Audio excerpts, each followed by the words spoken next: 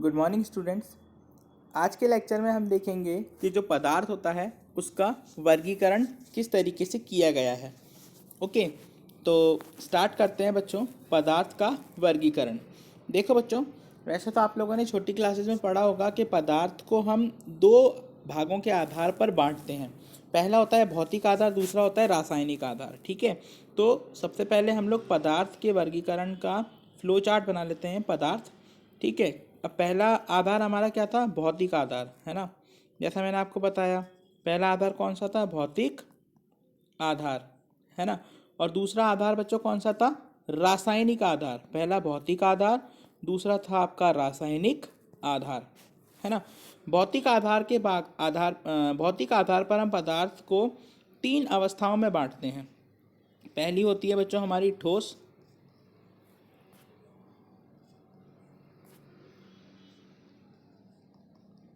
दूसरी होती है बच्चों हमारी द्रव, और तीसरी होती है बच्चों हमारी गैस। ठीक है, ये हमारी क्या है? ठोस, द्रव, गैस जो है भौतिक अवस्था है।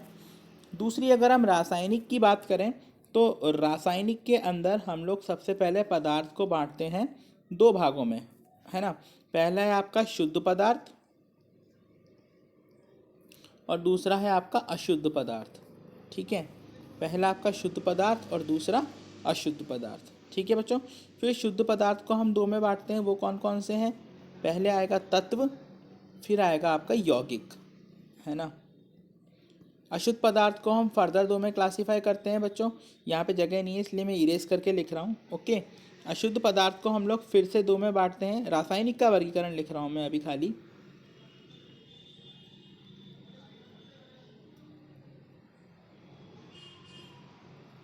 पहला था हमारा कौन सा? शुद्ध,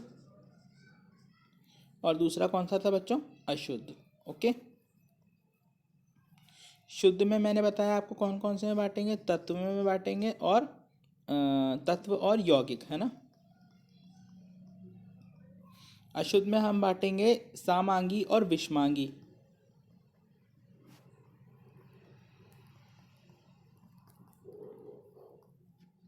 ठीक है, ये तो हो गए शुद्ध के, और ये हो गए आपके अशुद्ध के प्रकार। ठीक है, अब तत्व को भी हम तीन चार में बांट देते हैं भाई, जो आप जनरली देखते हो।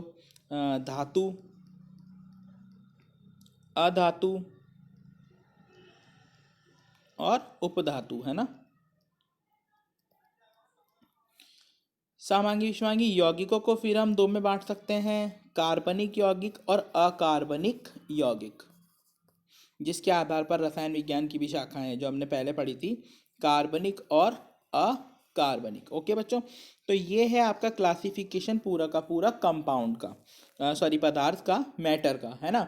पदार्थ को अब सबसे पहले हमने दो भौतिक आधार और रासायनिक आधार पर अलग अलग भागों में बांटा। भौतिक स्थिति के आधार पर, रासायनिक स्थिति के आधार पर। भौतिक स्थिति के आधार पर बच्चों हमने बांटा है जो हम सामान्य हमारी आंखों से देखते हैं, और उसके आधार पर जो हमें पदार्थ की अवस्थाएं हमें दिखती हैं, ठोस, द्रव और गैस। ठीक है, रासायनिक आधार पर हमने बांटा है दो भागों में, जो कि हम देख तो नहीं सकते, परंतु के जो रासायनिक गुण है उनके आधार पर, शुद्ध पदार्थ और अशुद्ध पदार्थ।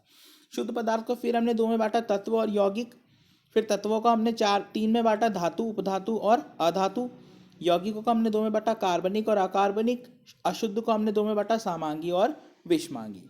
ठीक है बच्चों, तो स्टार्ट करते हैं हम लोग पदार्थ के वर्गीकरण को भौतिक अवस्था के आधार पर। भौतिक अवस्था के आधार पर पहली जो अवस्था है हमारी ठोस, ठोस अवस्था। ठीक है, अब देखो ठोस के लिए मैं यहाँ पे एक डायग्राम बना रहा हूँ बच्चों। समझो कि ये आपका कोई ठोस पदार्थ है, इसके अंदर जो आपके अणु परमाणु की स्ट्रक्चर है, संरचना है, वो इस तरीके से है ना। इसके अंदर जो अणु परमाणु है वो कैसे हैं? बहुत ज़्यादा पास पास में। ये है आपकी ठोस की संरचना किसी पदार्थ के अंदर, अणु और परमाणु की, उसके अंदर जो परमाणु है उनकी संरचना। ठीक है, अब यहाँ पे आपको दिख रहा है कि जो परमाणु है ये बहुत ज़्यादा कैसे हैं? पास पास है। ठीक है, तो इसके कारण इसकी आकृति कैसी होती है बच्चों? एक निश्चित आकृति होती है। तो पहला पॉइंट हमारा आएगा कि ठोस की एक निश्चित आकृति होती है। ठीक है, ठोस की एक निश्चित आकृति होती है।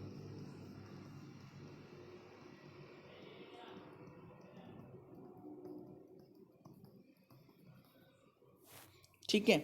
इसके बाद में आएगा बच्चों कि इनकी आकृति निश्चित हो गई, है ना। दूसरा, इनका आयतन भी निश्चित होगा, ठीक है। तो ठोस की एक निश्चित आकृति होती है, वह आयतन भी कैसा होता है, निश्चित होता है, और द्रव्यमान भी निश्चित होता है, ठीक है। आयतन भी निश्चित होता है। ये है आपका पहला पॉइंट कि भाई ठोसों की आकृति निश्चित होती है, आयतन भी निश्चित होता है, द्रव्यमान भी स्थिर होता है। सेकंड पॉइंट पर आते हैं हम लोग ठोस के। तो सेकंड पॉइंट की अगर हम बात करेंगे तो ठोस का सेकंड पॉइंट क्या होगा, ठोस का सेकंड पॉइंट होगा हमारा, अभी आपने ठोस के जो परमाणु देखे थे वो कैसे थे बच्चों, पास पास थे। एक चीज़ मैं आपको बताऊंगा यहाँ पे कि ये जो ठोस के परमाणु हैं इनके बीच में आप देख रहे हो कुछ ना कुछ स्पेस ब्लैंक है ना। जैसे ये जो स्पेस हो गया, ये वाला स्पेस जो मैं रेड पेन से कर रहा हूँ यहाँ पे, ठीक है। ये जो स्पेस ब्लैंक है बच्चों, इसको हम कहते हैं इंट्रामॉलिक्यूलर स्पेस। क्या कहते हैं, इंट्रामॉलिक्यूलर स्पेस। हिंदी में कहते हैं अंतरा आणविक स्थान, अंतरा आणविक स्थान। ओके, तो इसको हम कहते हैं अंतरा आणविक स्थान। ठोसों के अंदर यह अंतरा आणविक स्थान द्रव से कम होता है और गैसों से भी कम होता है, ठीक है। ठोस अवस्था के अंदर, पदार्थ की ठोस अवस्था के अंदर ये जो अंतरा आणविक स्थान होता है ये कैसा होता है, सबसे कम, द्रवों से भी कम और गैसों से भी कम। ओके, अब दूसरा हम आते हैं बच्चों, तीसरा पॉइंट जो हमारा आएगा वो देखते हैं क्या है। तीसरा पॉइंट जो हमारा है वो है बच्चों ये कि अभी हमने अंतराण्विक स्थान देख लिया। इसी तरीके से आपने पढ़ा होगा पदार्थ के गुणों के अंदर कि पदार्थ की जो कण है वो एक दूसरे को आकर्षित करते हैं। तो यहाँ पे आप लोग देखोगे कि जो ये ठोस के कण हैं ये भी एक दूसरे को आकर्षित करेंगे। तो ठोस के अंदर जो आपका अब ये जो आकर्षण बल होता है, पहले तो ये बताता हूँ मैं इसको क्या कहते हैं। जो ठोसों के अंदर ये आकर्षण बल लगता है इसको हम कहते हैं intra molecular force of attraction. Hindi में इसको कहते हैं अंतरा आणविक आकर्षण बल।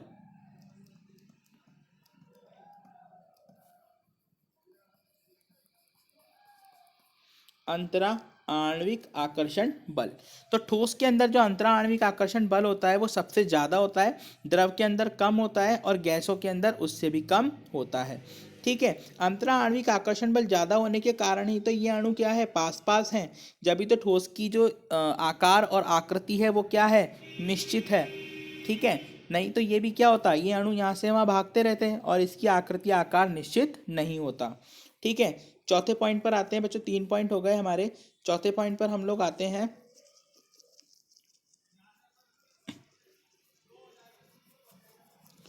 फोर्थ पॉइंट आपका ये आएगा कि जो ठोस आप देख रहे हो इनकी जो घनत्व होता है, घनत्व वो कैसा होता है, सर्वाधिक होता है। ठोसों का घनत्व कैसा होता है, सर्वाधिक होता है, ठीक है। किसकी तुलना में, द्रव और गैसों की तुलना में ठोसों का घनत्व सर्वाधिक होता है, मतलब उनसे ज़्यादा होता है, ठीक है।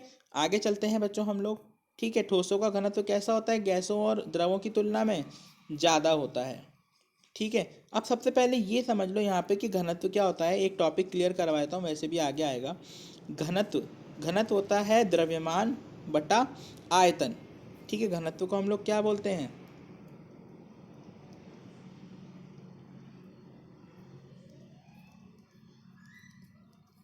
द्रव्यमान बटा आयतन।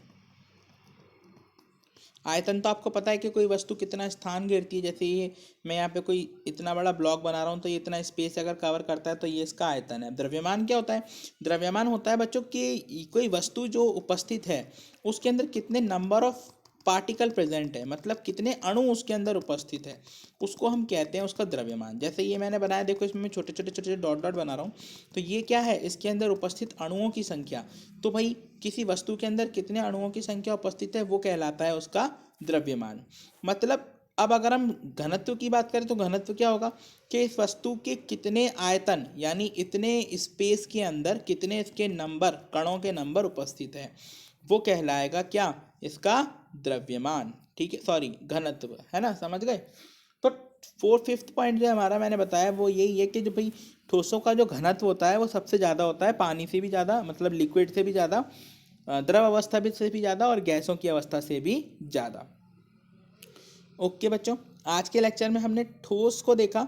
नेक्स्ट लेक्चर में हम लोग देखेंगे द्रव अवस्था के बारे में और गैसीय अवस्था के बारे में। उसके बाद हम लोग कुछ नियम पढ़ेंगे जो आपके रसायन शास्त्र में दिए गए हैं, इनसे संबंधित। आज की क्लास ओवर होती है। Thank you.